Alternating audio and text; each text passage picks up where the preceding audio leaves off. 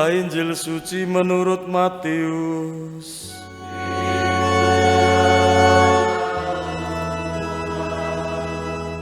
Pada suatu hari Yesus melihat seorang yang bernama Matius duduk di rumah cukai.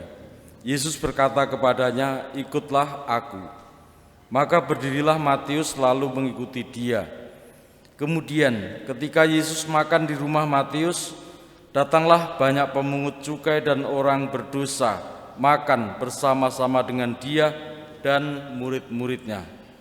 Melihat itu, berkatalah orang-orang Farisi kepada murid-murid Yesus, "Mengapa gurumu makan bersama dengan pemungut cukai dan orang berdosa?"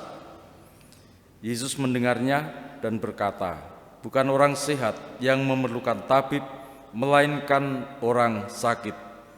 Maka pergilah dan pelajarilah arti firman ini. Yang kukehendaki ialah belas kasihan dan bukan persembahan.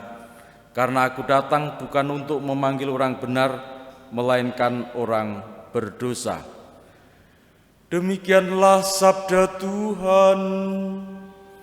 Terpujilah Kristus.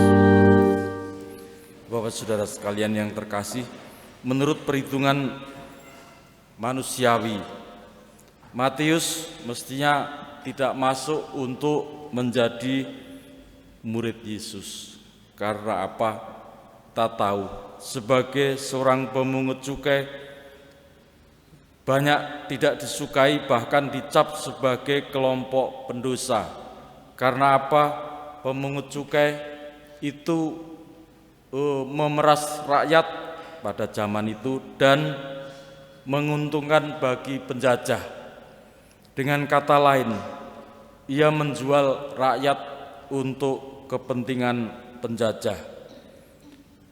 Dan ia memperoleh kehidupan dari situ. Dan Matius sebagai salah satu dari mereka tidak disukai, dengan kata lain juga untuk menjadi murid Yesus membawa kecemaran bagi kelompok Yesus. Namun Yesus bukan menggunakan pikiran itu, tetapi ia menyapa supaya dengan contoh keteladanan Matius sampai pada zaman kita, pertobatan tetap terjadi.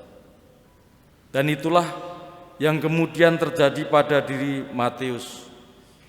Ia mengalami pencerahan, ia mengalami perubahan iman untuk setia, untuk percaya dan mengikuti Yesus Kristus dengan segenap hatinya.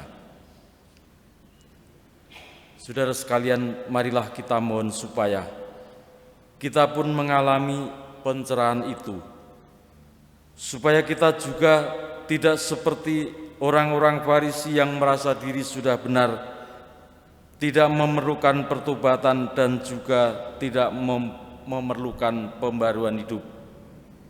Sehingga sabda Yesus mengena pada kita semua.